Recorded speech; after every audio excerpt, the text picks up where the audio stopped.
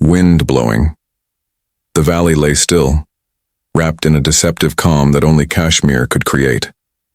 Snow rested on the distant peaks like white fire under the sun, and the Litter River whispered softly through the heart of Pahalgam, carrying secrets it had gathered for centuries. But beneath that beauty, something else was moving. Something unseen, unheard, until it was too late. Silence. It was August, the month when pilgrims, tourists, and locals alike filled the small town with life. Laughter echoing through narrow bazaar lanes, saffron vendors calling out, ponies galloping past the glacial waters. The air smelled of tea, pinewood, and prayers. Yet amid this rhythm of peace, an invisible clock had begun ticking, counting down to one of the darkest days the valley would remember. The day the paradise was torn apart by terror. Explosion echoes faintly in distance, then fades. But before that moment, before the chaos, before the screams, before the blood soaked into the soil of Pahalgam, we must rewind the story. Because nothing like this ever begins suddenly. It's born from years of silence, whispers and shadows that grow until they can no longer hide. This is how it began. Wind howling softly through mountains. The roots of this tragedy stretched far beyond Pahalgam, into the restless politics of the region, the ambitions of men who played with fire, and the illusion of peace built on fragile promises.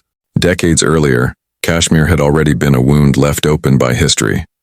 Two nations pulled at its soul from either side, each claiming right, each shedding tears, and sometimes blood.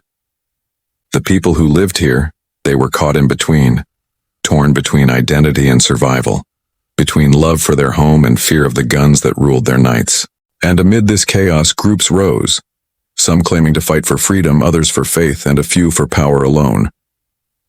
Over the years, their faces changed, their flags changed, but their motives remained poisoned by one truth: control. Pahalgam, nestled in the Anantnag district, had always been considered safe. A sanctuary. Families would gather there for summer, children played by the riverbanks, tourists trekked to Aru Valley. It was the heart of the Amarnath Yatra route, a journey of devotion that drew thousands. But that sacred route would soon be marked by blood. Crowd chanting faintly, distant temple bells ringing. The morning of the attack began like any other. Soldiers stationed nearby relaxed after the routine patrol. Vendors opened their stalls. Pilgrims packed their belongings, preparing for the next stage of their holy journey.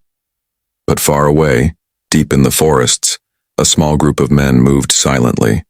They had crossed borders days earlier, carrying weapons, maps, and orders. Each one trained, indoctrinated, and promised glory in exchange for death. Their leader, known only by a code name whispered through radio waves, believed this mission would ignite something far greater. To him, this wasn't just an attack. It was a message. Radio static crackling faintly. From intelligence reports later uncovered, it became clear that this operation was meticulously planned. Surveillance had failed to detect them. Communication lines were cut. They had studied the route, identified weak points, and chosen their target with chilling precision. But the question that haunted everyone later was, who enabled them? Who knew and stayed silent? Because in conflict zones, silence often hides complicity. Silence. Footsteps crunching on gravel. That afternoon, as the sun dipped low behind the pine ridges, the convoy of pilgrims began to move. Buses rolled slowly along the narrow road, laughter echoing from the windows. Many sang devotional songs, unaware that death waited a few miles ahead. Meanwhile, a young soldier named Arjun stood watch at a nearby checkpoint. He had been deployed only months ago, a boy from Rajasthan who had written home 2 days earlier. "Don't worry, Ma.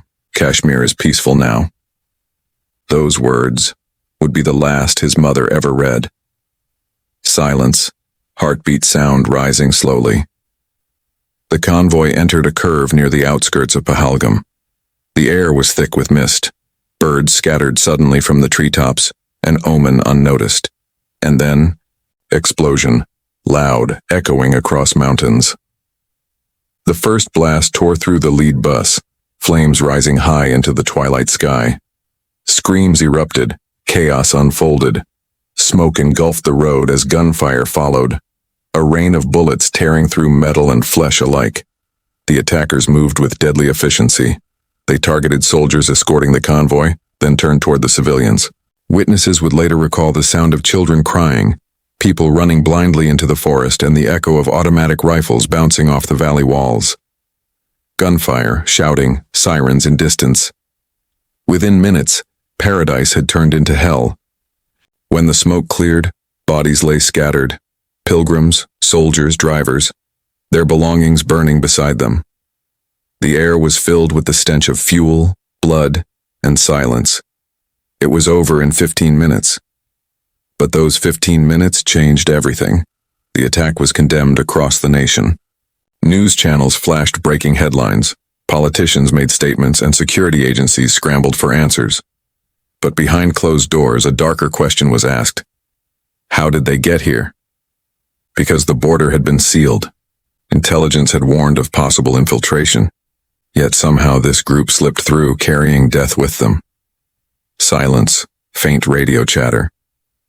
That night, as rescue teams worked through the wreckage under flashlight beams, the Litter River carried fragments of burnt paper downstream, letters, tickets, pieces of clothing, silent witnesses of lives abruptly ended.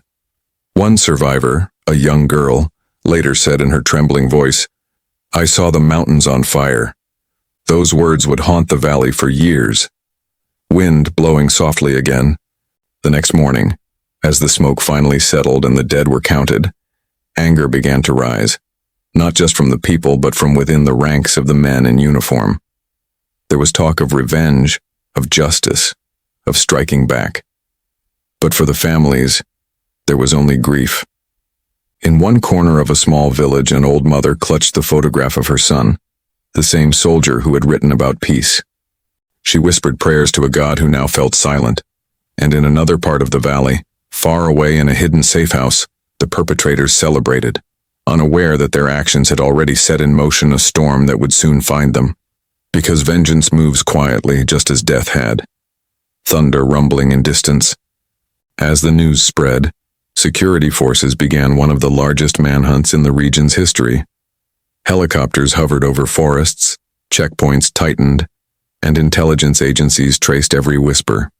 But the enemy they sought was already fading into the shadows, aided by locals who feared them, or perhaps believed in them. And thus began the second phase of the story, the chase. But little did anyone know, this chase would reveal truths far more dangerous than anyone expected. Because hidden within the web of mountains and loyalties was a betrayal so deep, it would shake even those who wore the uniform. Wind stops. Silence. The valley was holding its breath. And in that silence, history prepared to reveal its next wound. Silence. Night fell heavy over the valley, a night so thick with grief that even the stars seemed to hide. The smoke from the attack still lingered in the air, twisting into ghostly shapes above the blackened road where the convoy had once passed. The people of Pahalgam woke the next morning to silence, the kind that follows after tragedy, when even the birds refuse to sing, wind blowing softly through trees. But deep inside army camps, a storm had begun. Radios buzzed, helicopters circled, and officers pored over maps under the dull glow of lanterns. Orders came fast, voices grew sharp. Find them, at any cost. And thus began Operation Pahalgam, one of the most relentless manhunts the valley had ever seen. Radio static. Dozens of search teams were dispatched into the dense forests that bordered Pahalgam. Thick woods where pine needles hid footprints and fog blurred the line between man and ghost. Each team carried rifles, night vision, and fear. Because in these woods, the enemy could be anywhere, behind a tree, above a ridge, or beneath the silence itself. For days, there was nothing, just shadows. Then came a break. Sound of boots crunching on gravel. At dawn on the fourth day, a patrol discovered fresh tracks near a stream, a piece of cloth torn from a combat jacket, cigarette butts, and then a trail of blood. They followed it, slowly, carefully, until they found an abandoned shepherd hut. Inside, Spent shells, empty food packets, and a notebook. A notebook written in Urdu filled with coded phrases.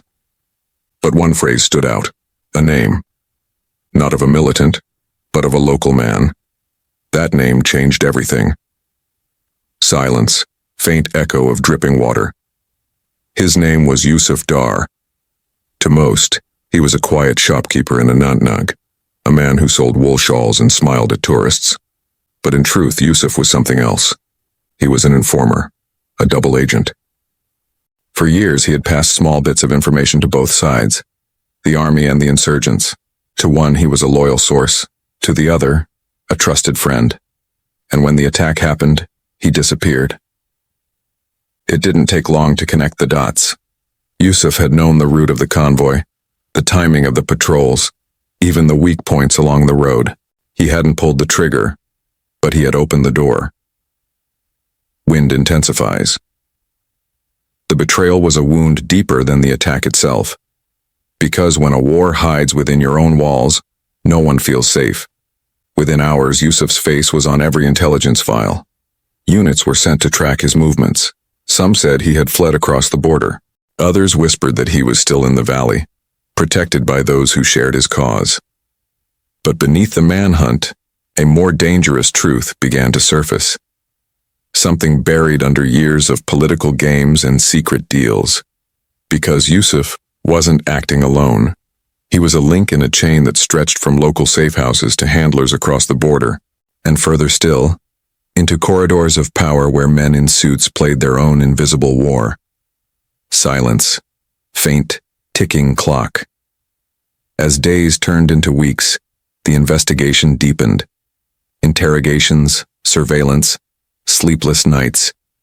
Each clue led to another until a disturbing pattern emerged. Security lapses had been ignored, alerts had been delayed, and someone, somewhere, had ensured that the convoy route wasn't changed that day. Was it negligence? Or was it something darker? The more investigators dug, the more uncomfortable the truth became. Thunder rumbling softly. Because sometimes the real enemy doesn't hold a gun.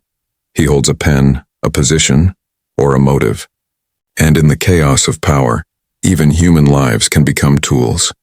Wind howling through valley. Meanwhile, in a safe house miles away, Yusuf Dar sat by a small kerosene lamp, writing furiously in a notebook. His hands trembled, not from fear, but from guilt. The plan had gone too far, more than he was told. The target wasn't supposed to be civilians. It was meant to send a message, not cause a massacre. But terror has no rules. Once unleashed, it devours its own creators. And now, they were coming for him too. Silence, faint footsteps approaching. He heard a knock, once, twice. Then, the door burst open. Gunshot echo, fades into silence. By the time soldiers reached the house, Yusuf was gone. His body lay slumped against the wall, his notebook half burnt in the fire.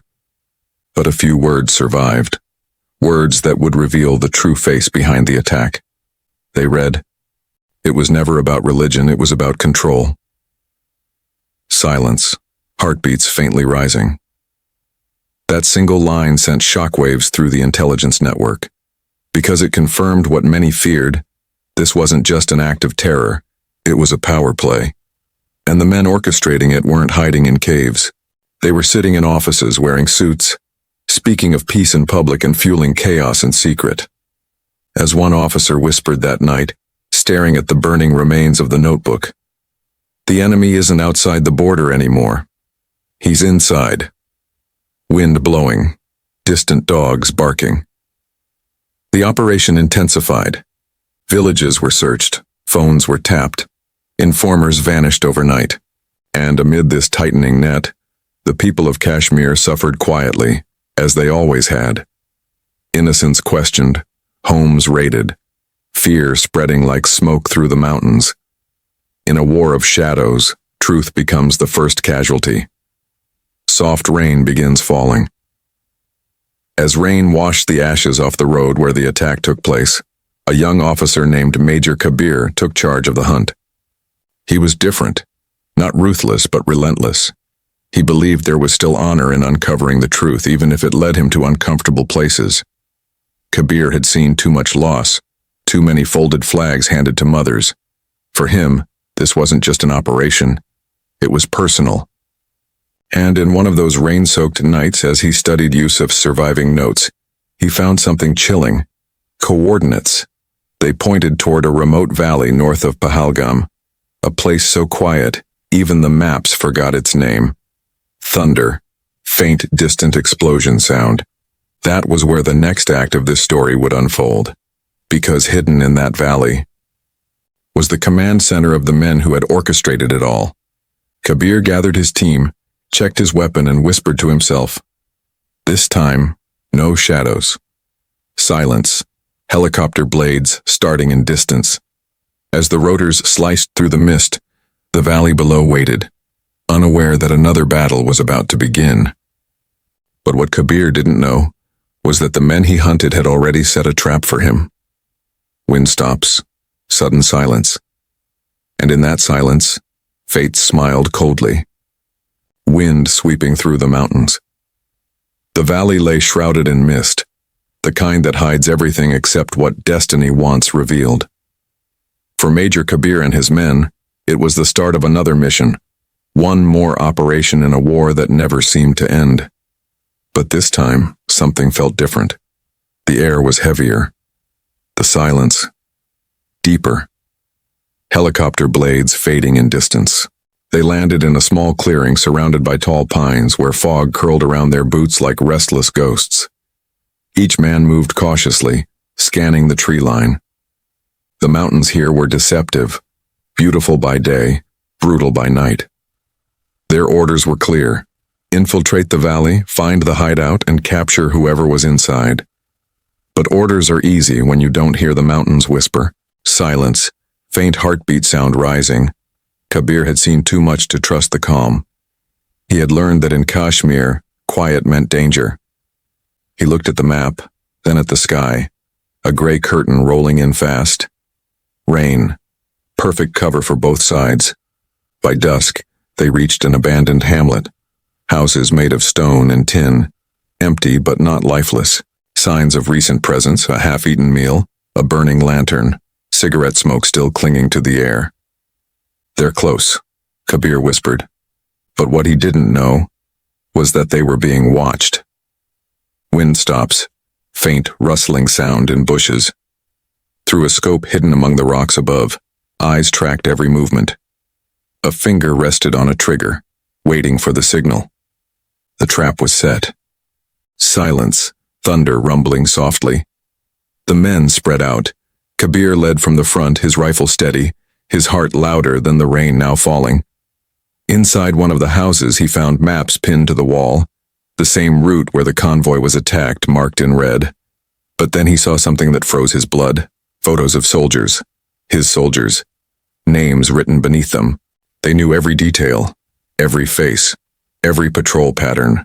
This wasn't random. This was personal. Door creaks open slowly. A sound from outside. Faint, deliberate. Kabir raised his weapon, signaled his men. They moved toward the doorway. Then, the explosion. Deafening blast. Dust and screams echo. The ground shook. Fire erupted through the roof. 2 men down instantly, others thrown to the ground. The air filled with smoke and chaos. From the ridge above, silhouettes appeared, dark figures firing relentlessly, bullets slicing through the fog. Kabir crawled to cover, returning fire, shouting commands drowned in the storm. The rain mixed with blood on the muddy ground. The mountains echoed with gunfire like a drumbeat of death. Gunfire, shouts, thunder, intense crescendo. It was an ambush, perfectly planned, perfectly executed. But amid the chaos, Kabir saw something through the haze, a banner half hidden behind the attacker's cover, a symbol, not of a known militant group, but of something new, something secret. It was a red falcon, wings spread wide, claws clutching a dagger. He didn't recognize it then, but later he would learn. This was no ordinary militant faction. It was a shadow organization, built not in training camps, but in boardrooms, created to destabilize the region from within while keeping its creators invisible. Explosion echoes in distance, then silence. By the time reinforcements arrived, it was too late. The attackers had vanished like smoke. 4 soldiers dead, 3 injured. The valley returned to silence, as if it had swallowed the battle whole. Kabir stood in the rain, staring at the burning ruins of the house. His men's faces haunted him. He knew now. This was bigger than he'd imagined. This wasn't just revenge for Pahalgam. It was a chess game. And he was only a pawn. Wind blowing coldly. That night, back at base, Kabir refused to rest. He pored over satellite images, old files, and intercepted calls. Every thread led back to one name, Falcon Cell. It wasn't in any government database, not in army archives, not in intelligence logs. But it existed, a phantom unit that worked through proxies, manipulating attacks for political advantage. It was designed to blur the line between friend and foe, so that when blood spilled, no one knew whose hands it was on. Silence, clock ticking. In one of the recordings, a distorted voice spoke just 4 words. The next one waits. Kabir replayed it again and again. The tone was calm, confident, almost mocking. What was the next one? And where would it strike? Days passed. Interrogations yielded little. But one clue emerged, a coded message recovered from a captured courier. When decrypted, it revealed a date. Just 5 days away, and coordinates. Coordinates that led back to Pahalgam. Thunder, distant echoes of chanting crowds. The realization hit like a storm. The first attack was not the end. It was the beginning. The same place, the same road. Another strike, meant to finish what the first began. But this time Kabir vowed it would not happen. He mobilized his team, coordinated with local forces, set up surveillance along every possible route. Checkpoints were doubled. Drones scanned the forests. Yet deep inside he knew the enemy was watching too. Because in a war of mirrors, every move reflects another. Silence, heartbeats slow, steady. On the eve of the predicted date, Pahalgam looked almost normal again. Shops reopened, pilgrims returned cautiously, soldiers patrolled quietly. But the tension was electric, invisible, yet alive. Kabir took position near the convoy route. His radio crackled with updates. Everything seemed under control. And then, the signal died. Radio static. Silence. He looked up at the mountains. The fog was returning thick and unnatural. His instincts screamed, something's wrong. A noise from the tree line, a glint of metal, then another. Kabir raised his rifle, but before he could fire, a drone dropped from the mist above, crashing into the road ahead. The explosion that followed tore the air apart. Explosion, shockwave, debris falling, soldiers shouting. The second attack had begun, but this time it was different. It wasn't meant to kill civilians, and it was meant to kill him. The Falcon Cell had anticipated his every move. The trap wasn't around Pahalgam. It was Pahalgam. Kabir staggered through the smoke, ears ringing, vision blurred. His men scattered, shouting orders he couldn't hear. Flames roared, wind howled, and through the fire he saw them, the same masked figures retreating into the forest. One of them turned back for a second. Their eyes met. It wasn't hatred in those eyes. It was something else. Recognition. Silence. Heartbeat slowing. Kabir froze. He knew that face. Behind the mask, it was someone he trusted. A face from within the system. The betrayal he feared most had come true. Thunder rolling, faint explosion fading into wind. He fell to his knees, the truth crashing down heavier than the debris around him. The Falcon Cell wasn't a distant enemy. It was born from the same soil, trained under the same flag. And now, it was hunting its own. Silence. Soft rain begins again. As rescue teams rushed toward the blast site, Kabir whispered through his broken radio. They're inside the system. Inside us all. The signal cut off. His location went dark. For the next 72 hours, Major Kabir was missing. Wind howling through empty valley. Rumors spread. Some said he was captured, others that he went rogue. The truth was darker still. Because in the heart of the forest, beneath the ruins of that second blast, Kabir had found something the world wasn't meant to see. Documents, hidden drives, and evidence linking the Falcon cell not just to the attackers, but to powerful figures far beyond the border. Evidence that could change everything. But to reveal it, he'd first have to survive. Thunder, fade to silence. The valley had become his prison, the mountains his witnesses. And as the wind carried the echoes of the dead, Kabir whispered into the darkness, "If truth dies here, then so do we." Silence. Because the real war was just beginning. Rain falling steadily. For 3 days the forest swallowed him whole. No radio signal, no contact, no sound except rain, thunder, and the distant howl of wolves echoing through the pine ridges. Major Kabir was presumed dead. But death had other plans. Blood dripping, faint breathing. He crawled out from beneath the wreckage. Body torn, vision blurred, mind pounding. Every breath burned like fire. Around him the remains of the second blast still smoked, the scent of gunpowder thick in the air. He had lost everything, his team, his equipment, his trust, but not his purpose. Silence. Faint heartbeat. Kabir knew he couldn't go back. Not yet. Not until he understood who had orchestrated all of this. He moved silently through the forest, following the faint trail left by the masked figures. Every step hurt, but pain became his compass. The valley was now a maze of betrayal, and at its center, he would find the truth. Wind blowing, distant thunder. 2 nights later, he stumbled upon an old shepherd hut hidden behind a ridge.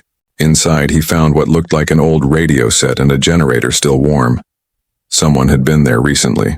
On the table lay a file, marked only with the symbol of the Falcon. He opened it. Inside were satellite images, lists of coordinates, names, but none military. They were corporate, financial, banks, companies, shell accounts.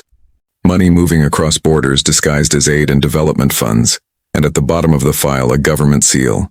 Not foreign, their own. Soft thunder, silence. It was the moment everything changed.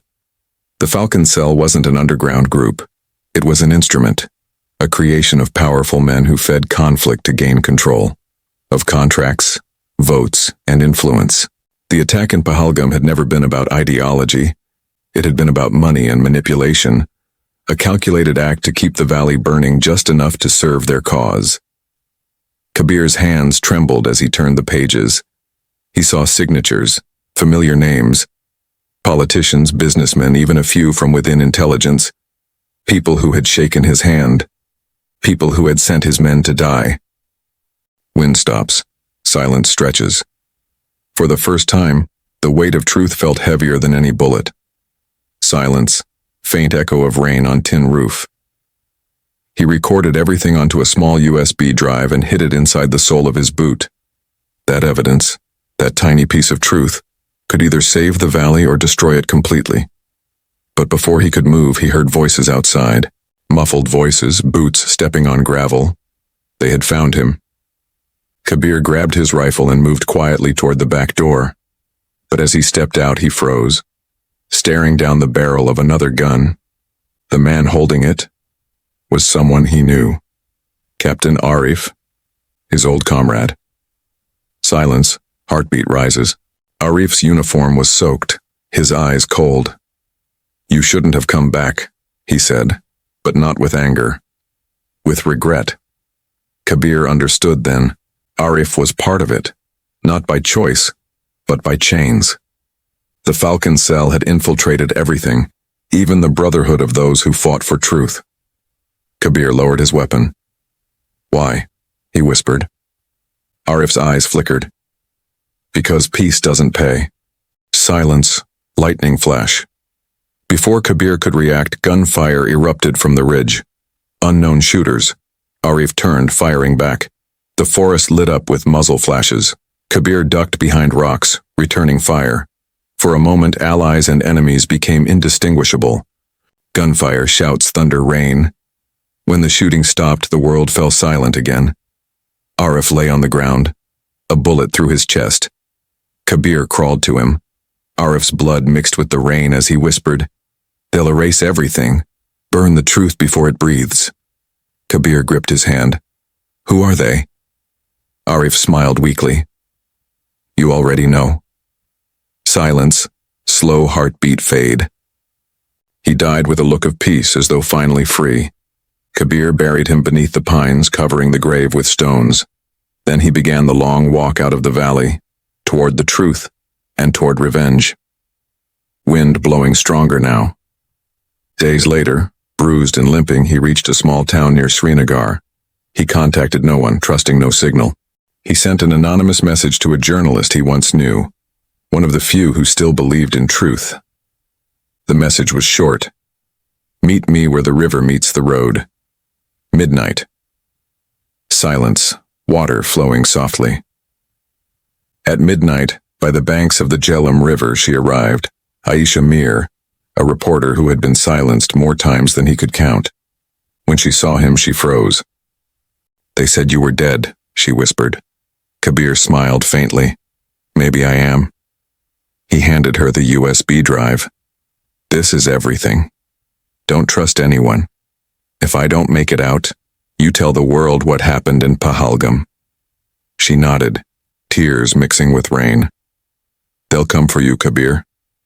"They already have," he said, walking away into the darkness. Soft wind, silence. Within hours, news of his reappearance spread like wildfire. The same forces he had exposed began moving to contain the damage.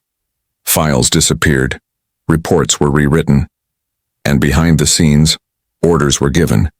Kabir must not reach Delhi, because if the evidence reached the capital, it wouldn't just expose a conspiracy.